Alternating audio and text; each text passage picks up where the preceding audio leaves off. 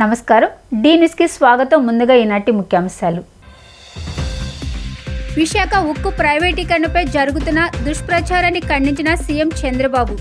దొంగల ముఠాలు చెప్పే మాటలు నమ్మవద్దని సూచన.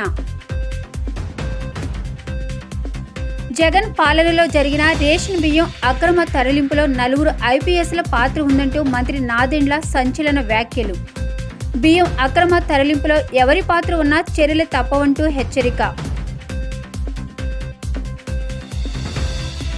రాష్ట్ర ఆర్థిక ప్రణాళిక శాఖ మంత్రిగా బాధ్యతలు స్వీకరించిన పయ్యావుల కేశవ్. ఇచ్చిన వాగ్దానాలు అమలు చేసే దిశగా ముందుకు వెళ్తానని హామీ.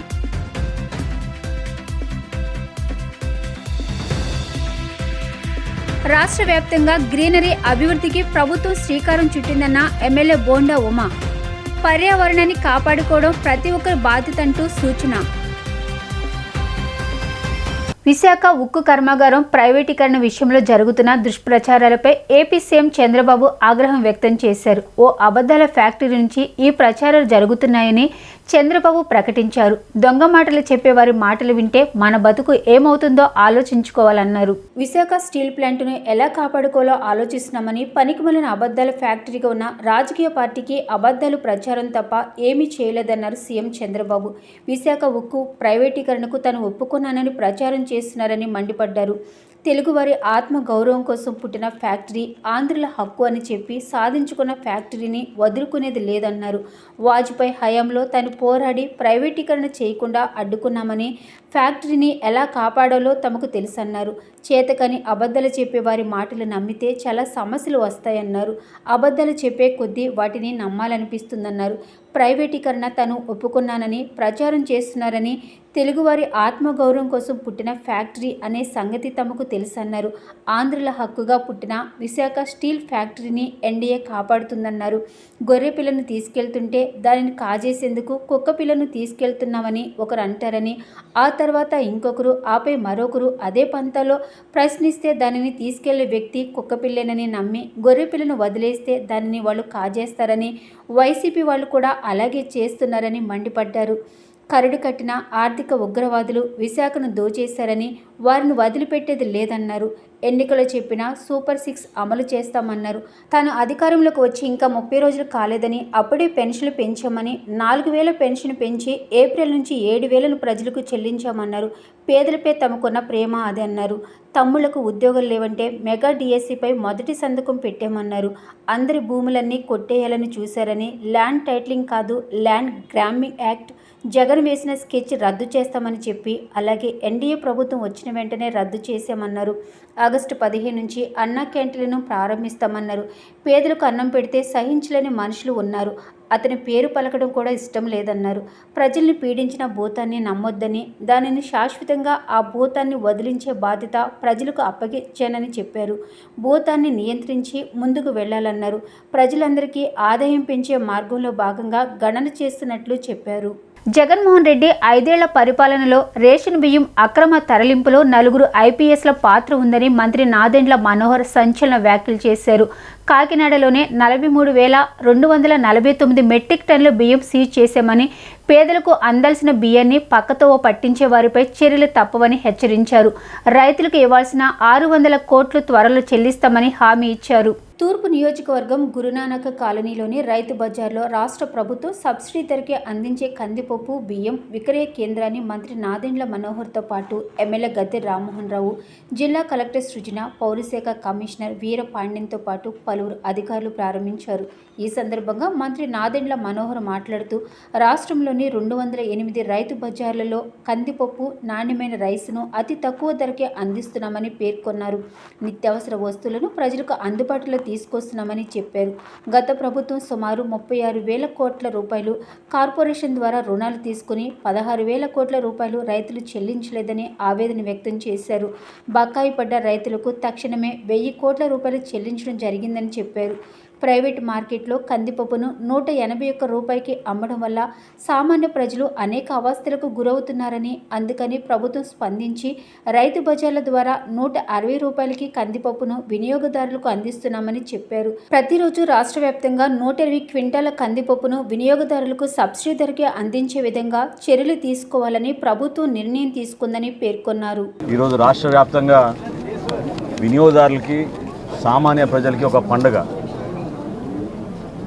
ముఖ్యమంత్రి గారి ఆదేశాలతో రాష్ట్ర వ్యాప్తంగా సామాన్యులకి అందుబాటులో ఉంచడానికి కోసం మా ప్రభుత్వం తీసుకున్న అనేక సంక్షేమ పథకాలతో పాటు వినియోగదారులకి నిత్యావసర సరుకులు సరైన ధరకు అందించాలనే ఒక ప్రయత్నం ఒక 10 రోజుల నుంచి మా డిపార్ట్మెంట్ అంతా కూడా కృషి చేశారు. అనేక ప్రాంతాల్లో రైతుల గురించి మేము కలిసినప్పుడు, వాళ్ళ సమస్యలు మేము అర్థం చేసుకున్నప్పుడు ఉప ముఖ్యమంత్రి గారు పవన్ కళ్యాణ్ గారు కాకినాడలో కూడా మేము రైతులకి ధాన్యం కొనుగోలు విషయంలో అన్యాయం జరుగుతున్న దానిపైన ఆ రోజు కూడా మేము పోరాటాలు చేసాం. గిట్టుబాటు ధర, కనీస మద్దతు ధర అనే 2 అంశాలపైన రైతుకి ఎక్కడ అన్యాయం జరగకూడదని చెప్పి మా శాఖ నుంచి మేము గత ప్రభుత్వం సుమారు 36,000 కోట్ల రూపాయలు కార్పొరేషన్ ద్వారా రుణాలు తీసుకుని 1,650 కోట్లు బకాయిలు రైతులకు చెల్లించకుండా వెళ్ళిపోయింది. అయినా కానీ ఇంత క్లిష్ట పరిస్థితుల్లో, ఆర్థిక ఇబ్బందుల్లో గౌరవ ముఖ్యమంత్రి గారి చొరవతోటి, ఉప ముఖ్యమంత్రి గారు చూపించిన చొరవతోటి 1000 కోట్ల రూపాయలు తక్షణమే ఆర్థిక సాయం ఏదైతే రైతులు మేము చెల్లించాలో 1,600 కోట్ల నుంచి 1000 కోట్ల రూపాయలు మేము ఆల్రెడీ చెల్లించాం. ఇంకొక 600 కోట్ల రూపాయలు త్వరలోనే చెల్లించాల్సిన అవసరం ఉంది. అది కూడా చెల్లిస్తాం. రాష్ట్రంలోని వివిధ స్థానిక సంస్థలకు మొదటి విడతగా 15వ ఆర్థిక సంఘం నిధులు 250 కోట్లను విడుదల చేస్తూ రాష్ట్ర ఆర్థిక ప్రణాళిక, వాణిజ్య, శాసనసభ వ్యవహారాల శాఖ మంత్రి పయ్యావుల కేశవ్ తన మొదటి సంతకం చేశారు. ఎన్నికలలో ప్రభుత్వం ఇచ్చిన వాగ్దానాలను అమలు చేసే విధంగా ముందుకెళ్లడం జరుగుతుందని పేర్కొన్నారు. రాష్ట్ర సచివాలయం 2వ భవనంలో వేద పండితుల ఆశీర్వచనాల మధ్య పూజా కార్యక్రమాల అనంతరం మంత్రిగా బాధ్యతలు స్వీకరించారు. ఈ సందర్భంగా మంత్రి పయ్యావుల కేశవ్ స్థానిక సంస్థలకు మొదటి విడతగా 15 ఆర్థిక సంఘం నిధులు 250 కోట్లను విడుదల చేస్తూ దస్త్రంపై తొలి సంతకం చేశామని చెప్పారు. రాష్ట్ర ముఖ్యమంత్రి ఎన్ చంద్రబాబు నాయుడు ఎన్నికలు ఇచ్చిన హామీ మేరకు వివిధ గ్రామ పంచాయతీలకు మొదటి విడతగా 15వ ఆర్థిక సంఘం నిధులను విడుదల చేయడం జరిగిందని పేర్కొన్నారు. ఈ కార్యక్రమంలో రాష్ట్ర ఆర్థిక శాఖ ముఖ్య కార్యదర్శి పీయూష్ కుమార్, కార్యదర్శులు doctor K V V Satyanarayana, Janaki, Vinay Chand, chief commissioner state taxes Girijashankar, ఆర్థిక శాఖ special secretary K Adinarayana, director treasuries Mohan Rao, APGLI director Srinivas తదితరులు పాల్గొన్నారు.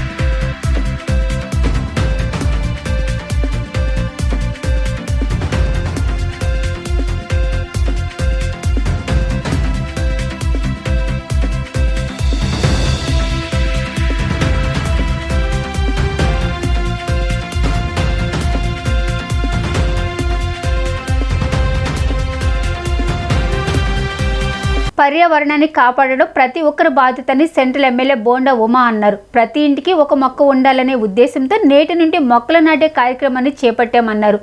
సీఎం చంద్రబాబు హయాంలో నగరానికి పూర్వ వైభవం వస్తుందని స్పష్టం చేశారు. రాష్ట్ర వ్యాప్తంగా గ్రీనరీని పెద్ద ఎత్తున అభివృద్ధి చేసేందుకు ప్రభుత్వం శ్రీకారం చుట్టిందని సెంట్రల్ ఎమ్మెల్యే బోండా ఉమా తెలిపారు. గాంధీనగర్లో మొక్కలు నాటే కార్యక్రమంలో ఆయన పాల్గొని మొక్కలు నాటి వాటికి నీరు పోశారు. ఈ సందర్భంగా ఆయన మాట్లాడుతూ సెంట్రల్ నియోజకవర్గం వ్యాప్తంగా పెద్ద ఎత్తున మొక్కలు నాటే కార్యక్రమం చేపడుతున్నామని అన్నారు. స్వచ్ఛంద సంస్థలు విద్యార్థుల చేత మొక్కలు నాటడం ఒక ఉద్యమంగా చేయాలని నిర్ణయించామని, పర్యావరణాన్ని కాపాడుకోవడం ప్రతి ఒక్కరి బాధ్యతని ఆయన గుర్తు చేశారు. నేటి నుండి ఇంటికి ఒక మొక్క కార్యక్రమంలో భాగంగా నేటి నుండి ఈ కార్యక్రమాన్ని ప్రారంభించామని అన్నారు. కాలువలను పరిశుభ్రంగా ఉంచి పచ్చదనాన్ని పెంపొందిస్తున్నామని వెల్లడించారు. విజయవాడ నగరానికి మరలా ముఖ్యమంత్రి చంద్రబాబు హయాంలో పూర్వ వైభవం వస్తుందని స్పష్టం చేశారు. అందరికీ నమస్కారం. ఈరోజు ఈ రాష్ట్ర ముఖ్యమంత్రి చంద్రబాబు గారి ఆదేశాల మేరకు రాష్ట్రం మొత్తం కూడా గ్రీనరీని పెద్ద ఎత్తున అభివృద్ధి చేసేదానికి కొండల మీద నుంచి, బంజరు భూముల నుంచి, కాలవొడ్ల నుంచి అన్ని చోట్ల, పార్కుల్లో అన్ని చోట్ల కూడా హార్టికల్చర్ డిపార్ట్మెంట్ ద్వారా అలాగే సంబంధిత అధికారులందరూ కూడా పెద్ద ఎత్తున మొక్కల పెంపకాన్ని, మొక్కల నాటనాన్ని మొదలు పెడతాం జరిగింది.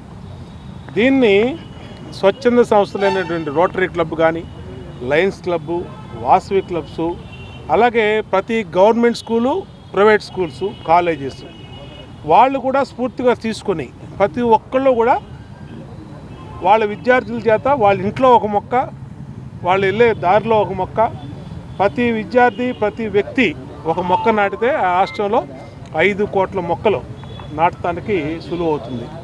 మొక్కలు నాటడం అనేది ఎంత అత్యవసరం అంటే ఇవాళ పర్యావరణంలోని కార్బోహైడ్రేట్స్ని పీల్చుకొని ఆక్సిజన్ ఇచ్చేది మొక్క. అంటే మనకి ప్రాణవాయువునిచ్చే మొక్కని మనం నాటాల్సిన అవసరం ఉంది, దాన్ని రక్షించాల్సిన అవసరం ఉంది, దానికి కొంచెం నీళ్లు పెట్టి కొంచెం పెద్దదయ్యే వరకు మన బిడ్డలాగా చూసుకోవాల్సిన అవసరం అందరికీ కూడా ఉంది. దీన్ని అమలు చేయటమే పెద్ద ఎత్తున చంద్రబాబు నాయుడు గారు కార్యక్రమం తీసుకోబోతా ఉన్నారు. రాష్ట్రం మొత్తం అమలు చేస్తాం. ఇవాళ విజయవాడ సెంట్రల్ నియోజకవర్గంలో మా కార్పొరేషన్ అధికారులు మరి మేము ఇంటికి ఒక మొక్క నాటే కార్యక్రమాన్ని మొదలుపెట్టాం. హార్టికల్చర్ డిపార్ట్మెంట్ నుంచి మరి కార్పొరేషన్ నుంచి ఎన్ని మొక్కలు కావాలన్నా సప్లై చేసే పరిస్థితి ఉంది. అన్ని మొక్కలు తెప్పించమని అధికారులకి ఆదేశాలు ఇచ్చాం. వాళ్ళు కూడా అన్నీ రెడీ చేస్తూ ఉన్నారు. విజయవాడ నగరంలో ఇంటికి ఒక మొక్క, ప్రతి రోడ్లో కూడా పచ్చదనాన్ని విరజింపజేసేటట్టుగా కార్యక్రమాన్ని తీసుకున్నాం. దానికి ఇవాళ ఈ గాంధీనగర్లో శ్రీకారం చుట్టాం. నగర పాలక సంస్థ పరిధిలో పారిశుద్ధ్య సమస్యను మెరుగుపరిచేందుకు, శానిటేషన్ కార్మికుల సంఖ్య పెంచేందుకు చర్యలు తీసుకుంటున్నట్లు నగర మేయర్ రాయన భాగ్యలక్ష్మి తెలిపారు.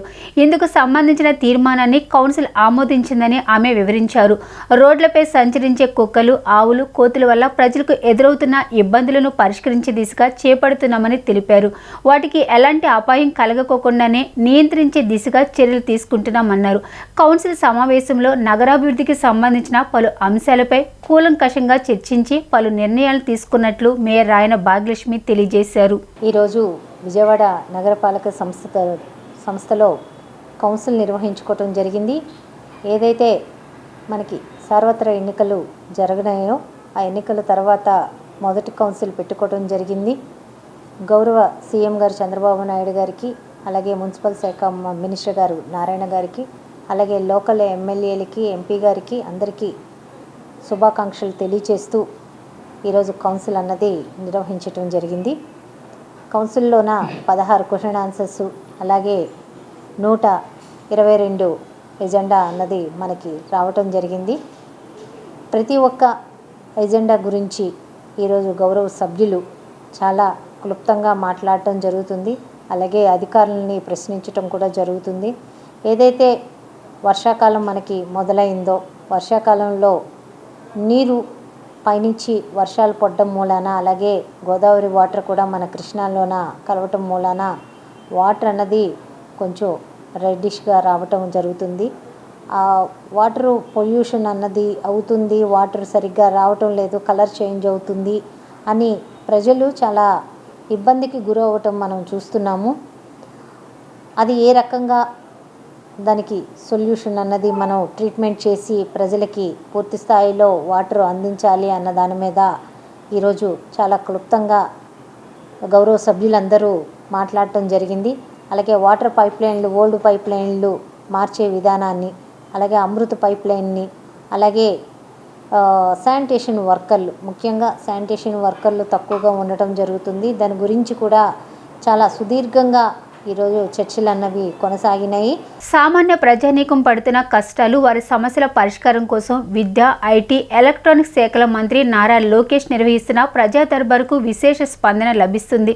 సమగ్ర శిక్షలో పనిచేస్తున్న కాంట్రాక్ట్ అవుట్సోర్సింగ్ సిబ్బందిని క్రమబద్ధీకరించాలని మంగళగిరికి చెందిన ఉద్యోగులు కోరారు. ఉండవల్లి నివాసంలో 16వ రోజు ప్రజా దర్బారుకు మంగళగిరితో పాటు రాష్ట్ర వ్యాప్తంగా ప్రజలు తరలివచ్చారు. యువనేతకు నేరుగా కలిసి తమ సమస్యలు విన్నవించారు. ప్రతి ఒక్కరి విజ్ఞప్తిని స్వీకరించిన మంత్రి ఆయా సమస్యలను సంబంధిత మంత్రిత్వ శాఖలకు పంపి చర్యలు తీసుకోవాలని సిబ్బందికి ఆదేశాలు జారీ చేశారు. యువనేత భరోసాతో సామాన్యులు హర్షం వ్యక్తం చేస్తున్నారు.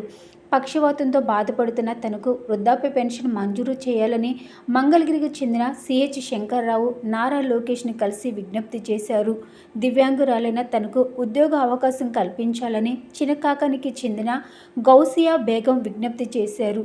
రాజధాని అమరావతిలో అసైన్ భూముల విక్రయంలో తలెత్తిన సమస్యలను పరిష్కరించాలని ఎర్రబాలెం, నవులూరు, నిడమర్రు, బేతపూడి, కురగల్లుకు చెందిన బీసీ, ఎస్సీ, ఎస్టీ రైతులు విజ్ఞప్తి చేశారు. మంగళగిరి నియోజకవర్గంలో రేషన్ అక్రమాలకు పాల్పడుతున్న వైసీపీ నేతలపై చర్యలు తీసుకోవాలని పి నాగ సురేష్ ఫిర్యాదు చేశారు. ప్రభుత్వ పాఠశాలలు, అంగన్వాడీలకు సరఫరా చేసిన గుడ్లకు గతేడాది డిసెంబర్ నుంచి చెల్లించాల్సిన పెండింగ్ బిల్లులను మంజూరు చేయాలని పంపిణీదారులు కోరారు. ఆర్టీసీ విశ్రాంత ఉద్యోగులకు రేషన్ కార్డుతో పాటు పెన్షన్, ఆరోగ్యశ్రీ సదుపాయాలు కల్పించాలని ఏపీఎస్ఆర్టీసీ రిటైర్డ్ ఎంప్లాయీస్ అసోసియేషన్ ప్రతినిధులు విజ్ఞప్తి చేశారు. రాష్ట్ర వ్యాప్తంగా ఉన్న జిల్లా, గ్రామీణాభివృద్ధి, సెర్ప్ సంస్థలలో పనిచేస్తున్న మండల వ్యవసాయ నిపుణులను కొనసాగించాలని సిబ్బంది కోరారు. విద్యారంగం బలోపేతం కోసం ప్రాథమిక పాఠశాలలను కాపాడాలని, ఉపాధ్యాయ విద్యారంగ సమస్యలు పరిష్కరించాలని తెలుగునాడు ఉపాధ్యాయ సంఘం ప్రతినిధులు మంత్రిని కలిసి విజ్ఞప్తి చేశారు. గుంటూరు సంపత్ నగర్లో తన 100 గజాల స్థలాన్ని కబ్జా చేశారని తగిన న్యాయం చేయాలని కాటా శ్రీనివాసరావు కోరారు.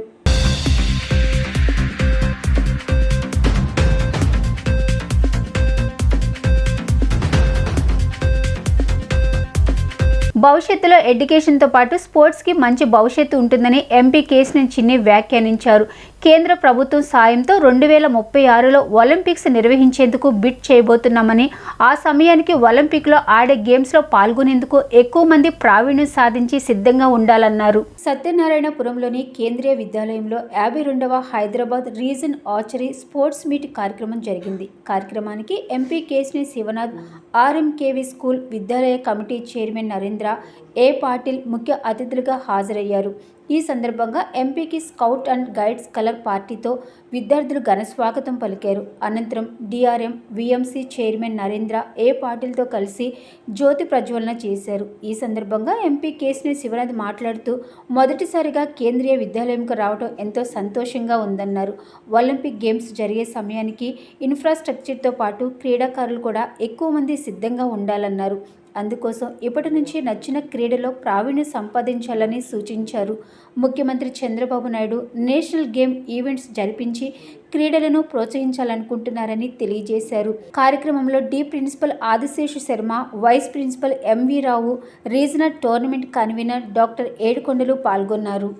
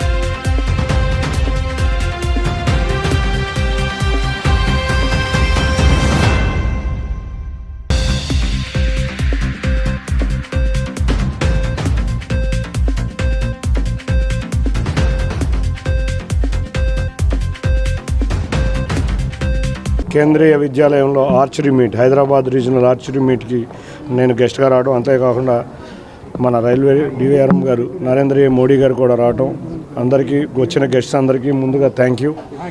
ఒకటి, పిల్లలందరూ కూడా చక్కగా స్పోర్ట్స్లో ఉండాలని మేము అందరం కోరుకుంటున్నాం. మాకు ఇవాళ రేపు రాబోయే కాలంలో కేంద్ర ప్రభుత్వం ద్వారా ఒలింపిక్స్కి మనం బిడ్ చేయబోతున్నాం. 2036 ఒలింపిక్స్కి మనం బిడ్ చేయబోతున్నాం. ఈ బిడ్ చేయబోయే టైంలో మనకి ఇన్ఫ్రాస్ట్రక్చరే కాదు, మన దగ్గర ఒలింపిక్స్ ఆడే ప్లేయర్స్ కూడా ఎక్కువ ఉండాలని కోరుకుంటున్నాం. అంతేకాకుండా 2 తెలుగు రాష్ట్రాల్లో నేషనల్ గేమ్స్ వచ్చే విధంగా మేము కృషి చేయబోతున్నాం. ముఖ్యంగా ఆంధ్రప్రదేశ్లో మా నారా చంద్రబాబు నాయుడు గారు, ముఖ్యమంత్రి నారా చంద్రబాబు నాయుడు గారు నేషనల్ ఈవెంట్స్ పెట్టి ఇక్కడ ఉన్న బేసిక్ స్పోర్ట్స్ ఈవెంట్స్ని ఇంప్రూవ్ చేయాలనుకుంటున్నారు. మనకు తెలుసు అందరికీ, లాస్ట్ టైం హైదరాబాద్లో ఆఫ్రో ఏషియన్ గేమ్స్ కానీ నేషనల్ గేమ్స్ కానీ వస్తాం వల్ల హైదరాబాద్ స్పోర్ట్స్ ఇన్ఫ్రాస్ట్రక్చర్లో బాగా డెవలప్ అయింది.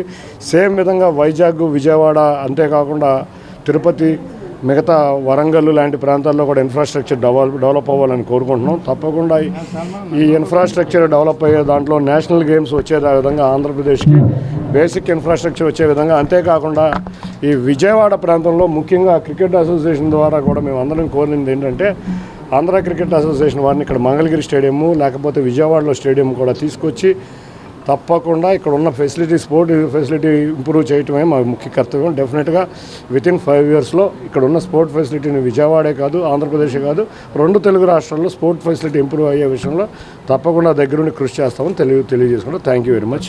Thank you. I am happy to announce that our Kendriya Vidyalaya has taken the lead in organizing 52nd regional archery competition. And I thank our Honorable Member of Parliament, Sri Kesineni Shivanath Garuji, for coming and giving blessings to our children.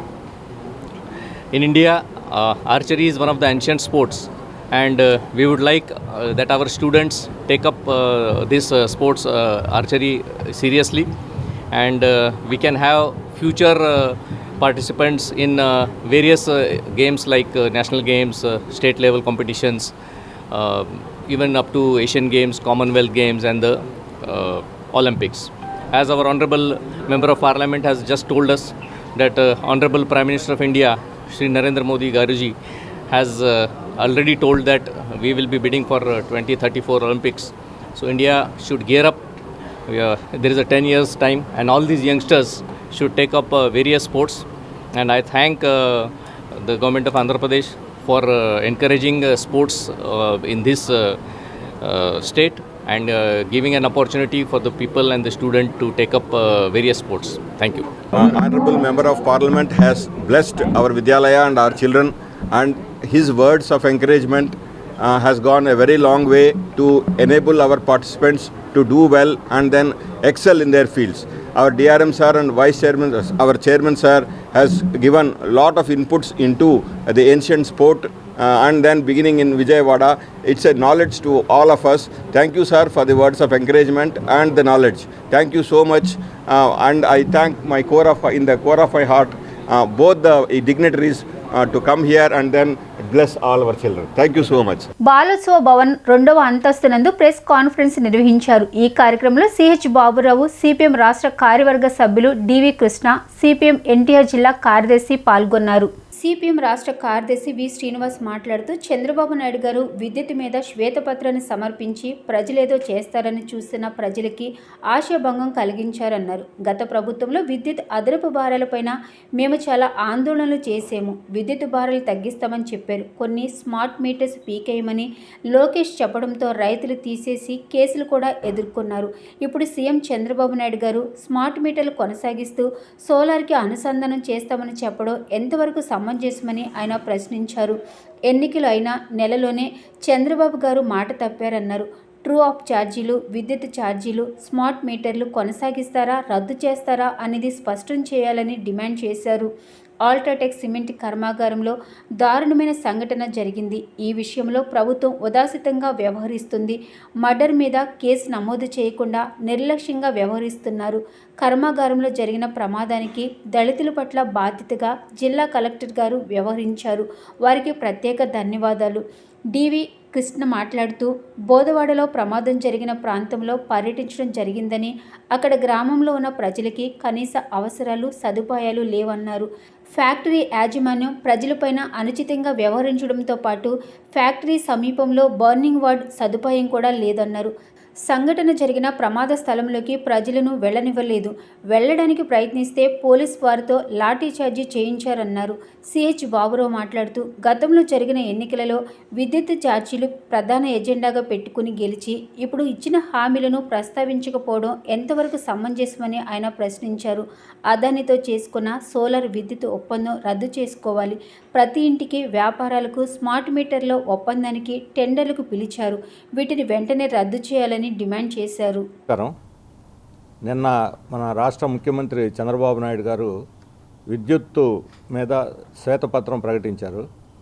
ఆ శ్వేతపత్రంలో గత ఎన్నికల ప్రణాళికలో చెప్పినటువంటి విషయాల మీద ఏమీ మాట్లాడలేదు. ప్రజలందరూ తెలుగుదేశం అధికారంలోకి వచ్చిన తర్వాత విద్యుత్ భారాలు తగ్గిస్తారు, ఏదో ఒక రకమైనటువంటి సంతోషకరమైన నిర్ణయం చేస్తారని ఎంతో ఆశతో ఎదురు చూస్తున్నారు.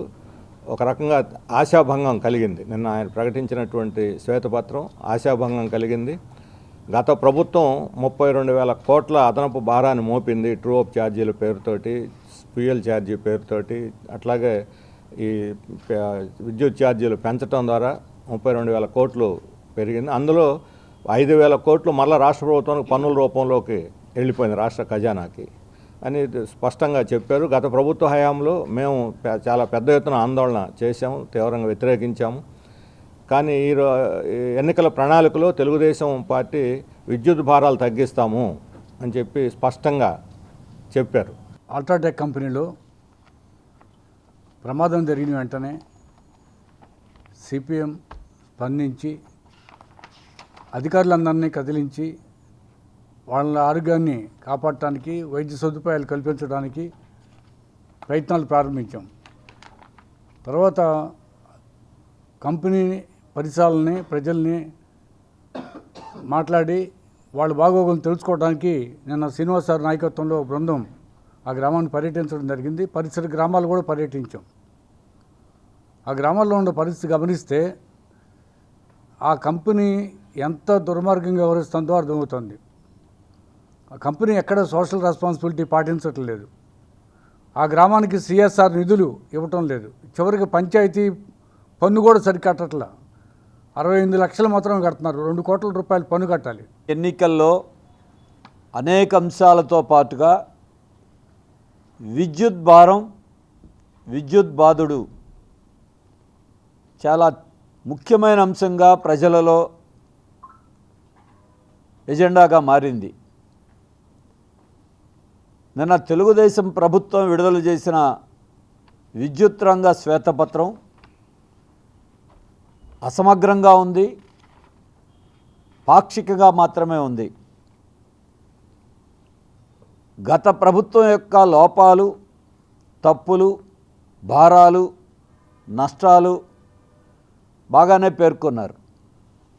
కానీ వారు మేనిఫెస్టోలో ఇచ్చిన హామీని అమలు చేయటం కోసం భారాలను తగ్గించడం మీద శ్వేతపత్రం, ముఖ్యమంత్రి గారి ప్రసంగం దిశానిర్దేశం చేసే రీతిలో కాకుండా కర్బలా రణరంగంలో ఇమాం హుస్సేన్ తన ఆత్మను బలిచ్చిన సందర్భంగా మొహరం జరుపుకుంటారని గాంధీనగర్ మసీద్ ముస్లిం మత గురువు మీర్ అర్హద్ అలీ తెలిపారు. గాంధీనగర్ ఐనాక్స్ థియేటర్ వద్ద మసీదులో మొహరం పండుగ చరిత్ర, ఇమాం హుస్సేన్ త్యాగాల గురించి సాటి ముస్లిం సోదరులకు తెలియజేయాలనే ఉద్దేశంతో మీర్ అర్షద్ అలీ, మౌలానా షబ్బీర్ మహేదీ, మిర్జా ఆగా సర్వర్ అలీ పలువురు కలిసి ప్రత్యేక ప్రార్థనలు చేశారు. ఇమాం హుస్సేన్ తన ఆత్మ బలిదానం ద్వారా ఆత్మ గౌరవం, శాంతి, ధైర్యం, ఓర్పు, సహనం నిలబడాలని ప్రజలకు సూచించారు. షియా ముస్లింలు ప్రతి సంవత్సరం ఇమాం హుస్సేన్ స్మరించుకోవాలని కోరారు.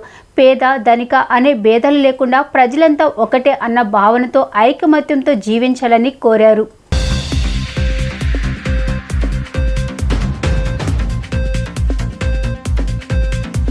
बिस्मिल्लाहिर्रहमानिर्रहीम। ये जो करबला का वाक़या है, दरअसल जब भी खुदा नबियों को भेजता है तो इसलिए भेजता है कि दुनिया में आकर अदालत और दोस्ती और इंसाफ का पैगाम दे।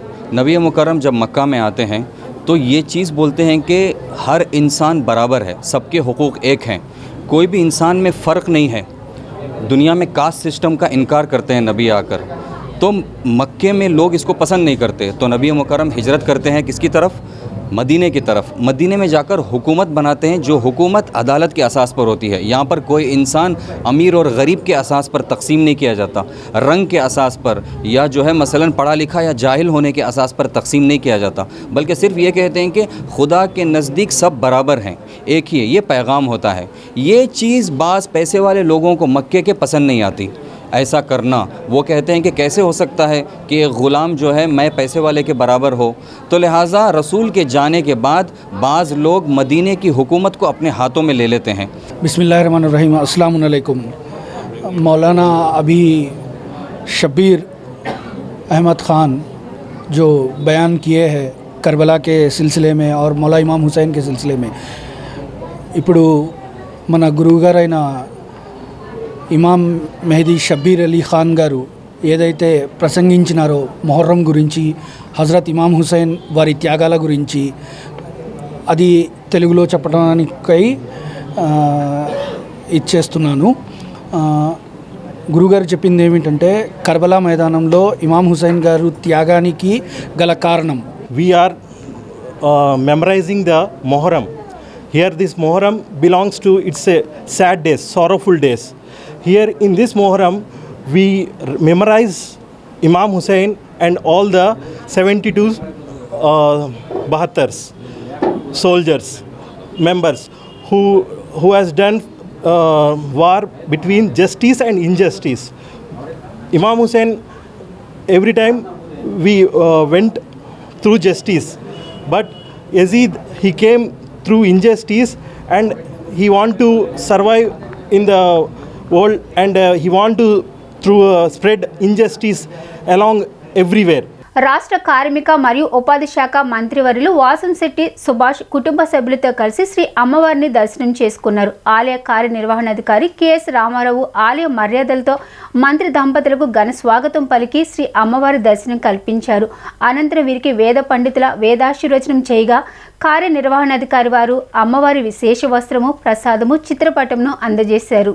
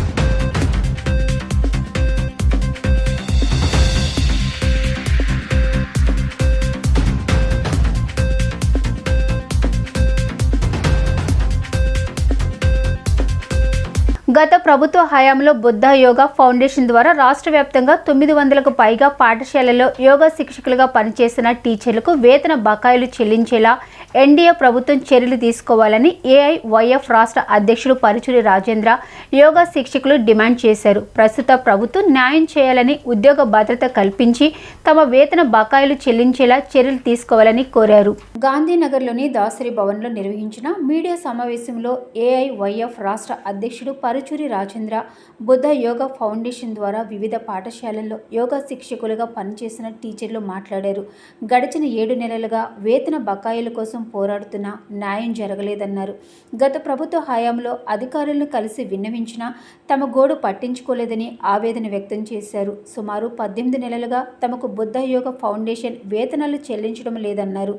వేతన బకాయిలు చెల్లించాలని అడిగితే తమను విధుల నుంచి తొలగిస్తామని బెదిరింపులకు పాల్పడుతున్నారన్నారు. ప్రస్తుత ప్రభుత్వం తమకు న్యాయం చేయాలని, ఉద్యోగ భద్రత కల్పించి తమ వేతన బకాయిలు చెల్లించేలా చర్యలు తీసుకోవాలని కోరుతున్నామన్నారు. నా పేరు పరుచూరి రాజేంద్రబాబు, ఏఐవైఎఫ్ రాష్ట్ర అధ్యక్షులు.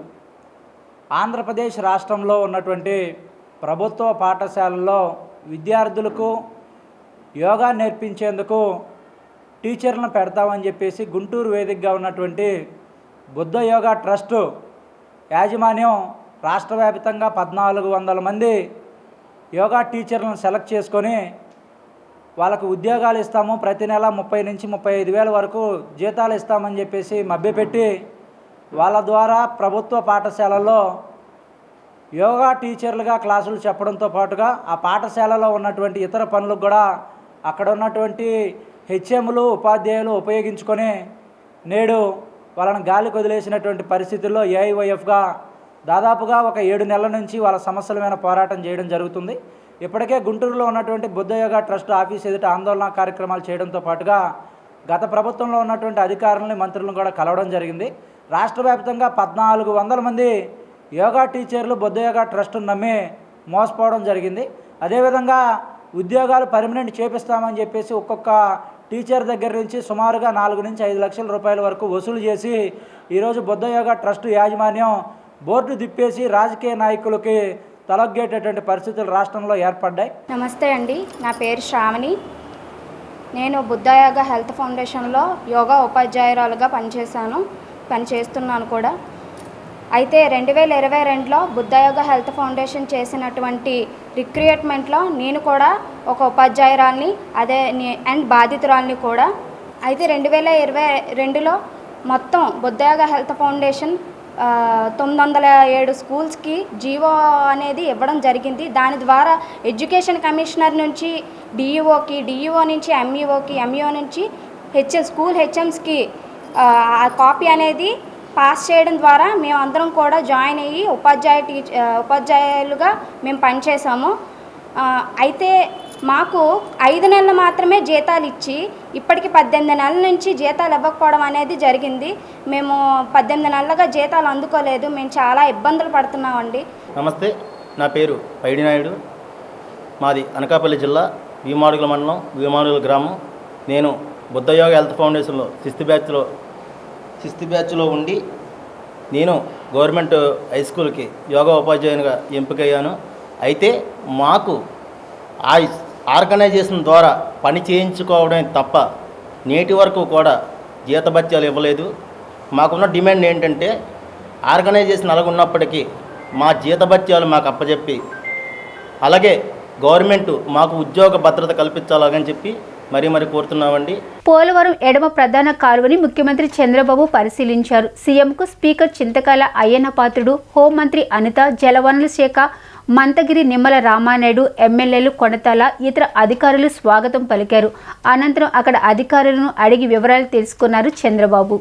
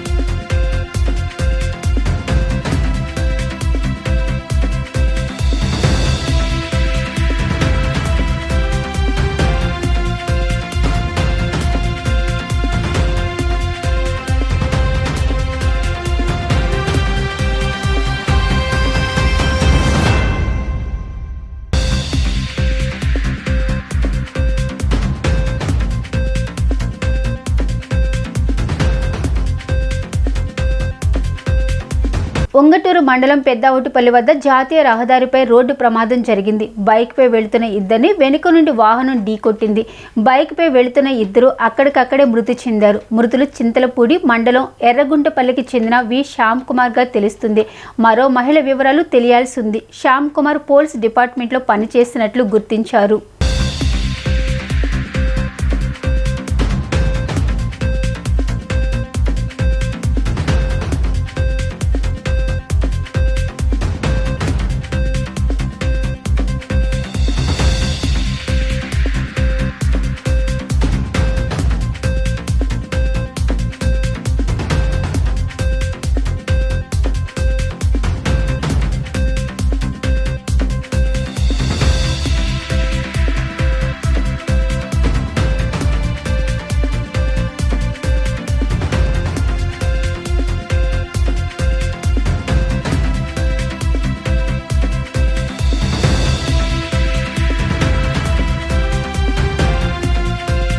వార్తలు ముగించే ముందు ముఖ్యాంశాలు మరొకసారి. విశాఖ ఉక్కు ప్రైవేటీకరణపై జరుగుతున్న దుష్ప్రచారాన్ని ఖండించిన సీఎం చంద్రబాబు. దొంగల ముఠాలు చెప్పే మాటలు నమ్మవద్దని సూచన. జగన్ పాలనలో జరిగిన రేషన్ బియ్యం అక్రమ తరలింపులో 4 ఐపీఎస్ల పాత్ర ఉందంటూ మంత్రి నాదెండ్ల సంచలన వ్యాఖ్యలు. బియ్యం అక్రమ తరలింపులో ఎవరి పాత్ర ఉన్నా చర్యలు తప్పవంటూ హెచ్చరిక. రాష్ట్ర ఆర్థిక ప్రణాళిక శాఖ మంత్రిగా బాధ్యతలు స్వీకరించిన పయ్యావుల కేశవ్. ఇచ్చిన వాగ్దానాలు అమలు చేసే దిశగా ముందుకు వెళ్తానని హామీ.